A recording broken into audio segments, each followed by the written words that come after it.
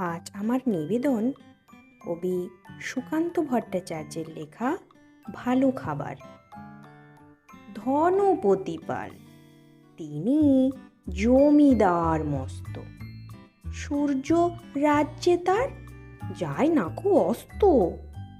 তার উপর ফুলে ওঠে কারখানা ব্যাংকে।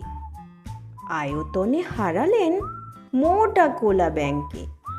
সবার হুজুর তিনি, সকলের কর্তা। হাজার সেলাম পান, দিনে গড়পড়তা। সদাই পাহারা দেয়, বাইরে সেপাই তার। কাজ নেই, তাই শুধু খাই খাই বাই তার। এটা খান সেটা খান, সব লাগে বিদঘুটে। টান মেরে ফেলে দেন একটু খাবার খুঁটে।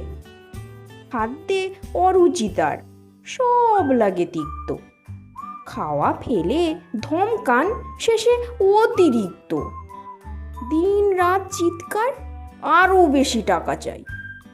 আরও কিছু তহবিলে জমা হয়ে থাকা চাই। সব ভয়ে জড়সড়, রোগ বড় পেঁচানো। খাওয়া ফেলে দিন রাত, টাকা বলে চেঁচানো। ডাক্তার কবিরাজ ফিরে গেল বাড়িতে। চিন্তা পাকালো জট নায়েবের দাড়িতে।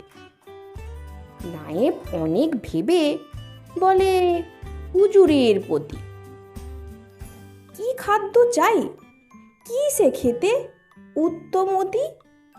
নায়েবের অনুরোধে ধনপতি চারিদিক দেখে নিয়ে বার কয়, হাসলেন ফিক ফিক।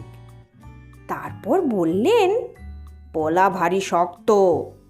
সবচেয়ে ভালো খেতে গরিবের রক্ত।